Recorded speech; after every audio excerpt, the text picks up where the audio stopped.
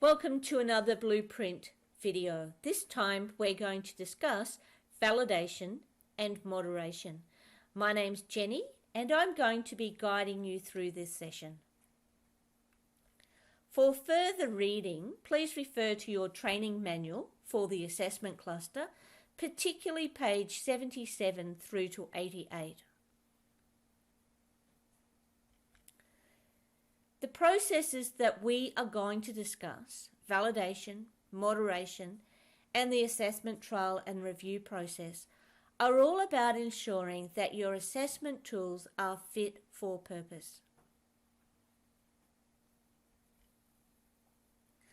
RTOs are committed to ensuring ongoing quality of their assessment tools, processes, practices, and judgments for all VET training products on their scope of registration. The standards for RTOs require that all RTOs have a systematic approach to the validation of their products. Validation helps ensure that your RTO's training and assessment practices are relevant to the needs of industry. People who have current skills, knowledge and experience in the vocational area can provide input on the industry relevance of the context and conditions of assessment. Moderation is another quality control process aimed at bringing assessment judgments into alignment.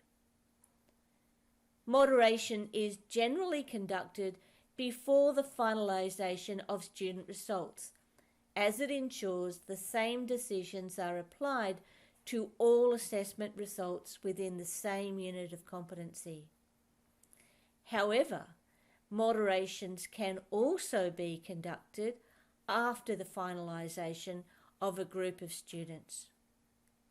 Moderation is a great professional development activity to ensure that all assessors are on the same page. Moderation is also known as peer review.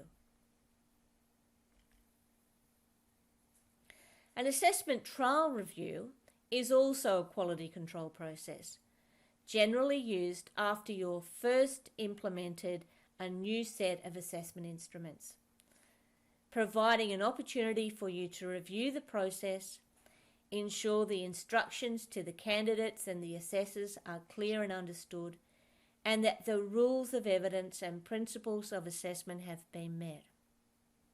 So it's really important with the assessment trial and review that you take on board feedback from the assessors and also feedback from the learners.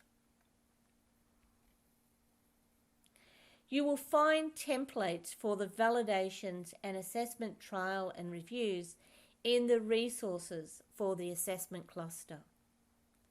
In your Project 1, 2 and 3, after you have developed your assessment plan, your assessment instruments, and you have mapped your assessment instruments, you will conduct a validation. In Project 4 and 5, when you have conducted the assessment via RPL for a candidate, you will do an assessment trial and review.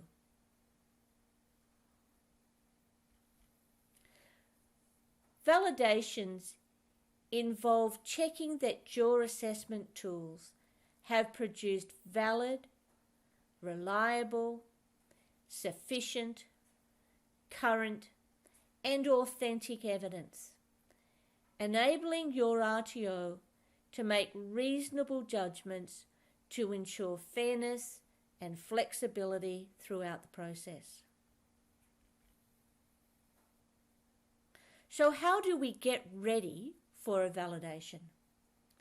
As part of a validation, your RTO must have a documented plan which describes who will lead and participate in the validation activities, which training products will be the focus of the validation, when assessment validation will occur, and how the outcomes of those activities will be documented and acted upon. This is a really good opportunity for you to talk to your RTO manager or your compliance manager about the validation activities within your RTO.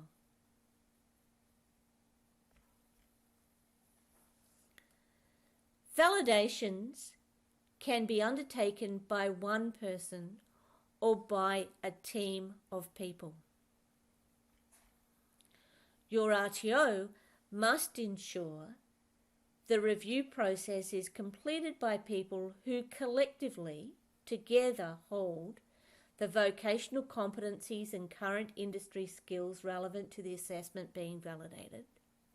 So that is people who actually know about the unit of competency, have the skills, have current industry knowledge, who have current knowledge and skills in vocational teaching and learning, and who hold the TAE 40110 or the TAE 40116, or at least the skill set TAE SS 00001, which is called the Assessor Skill Set.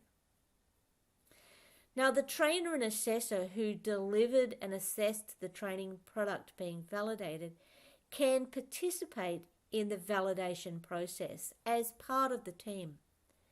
However, they cannot conduct the validation on their own, and they cannot determine the validation outcome for any assessment judgments they have made.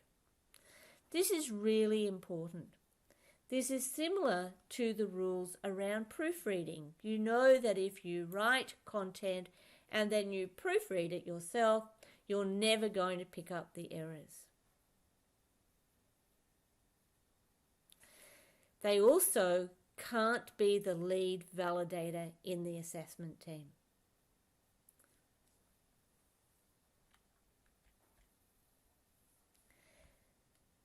There are validation requirements that are part of the standards for RTOs. And they say that at least 2 units from each qualification must be validated. However, your RTO can choose to validate more if validation of 2 units identifies risks or a potential harm to learners who may not have met the required assessment outcomes.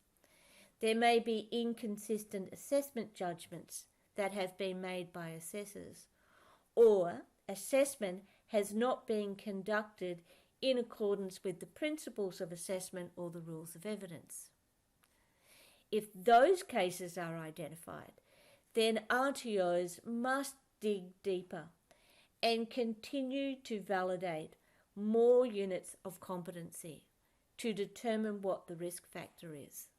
And of course, as they validate, they will also be putting together an action plan and implementing changes and improvements to the units.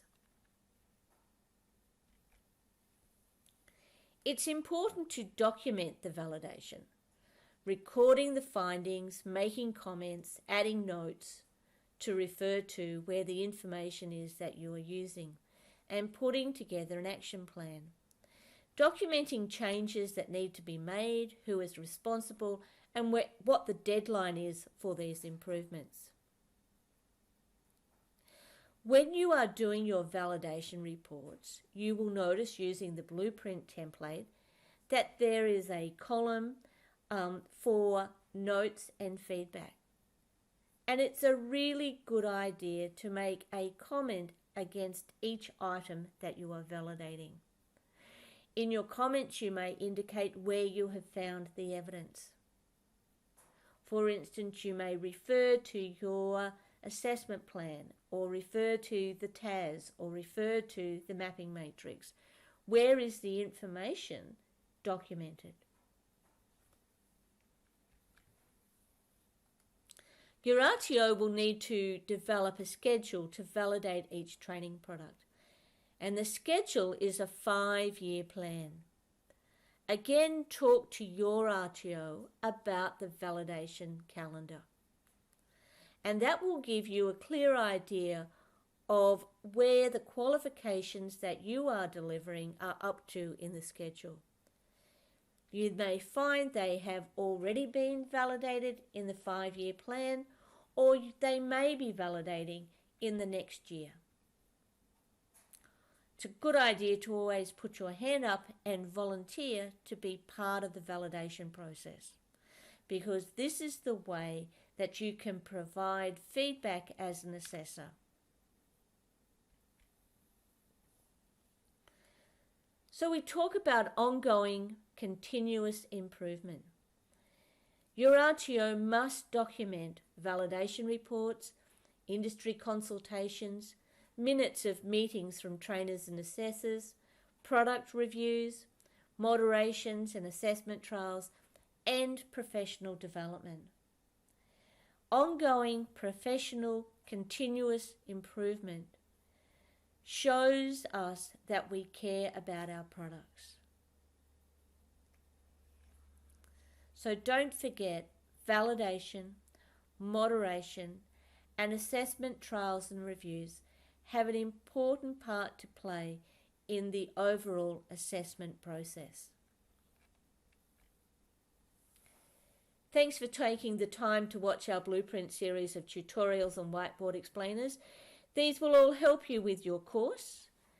Remember that the assessment manual covers validation and moderation in more detail, page 77 through to 88. And don't forget, we are here to help.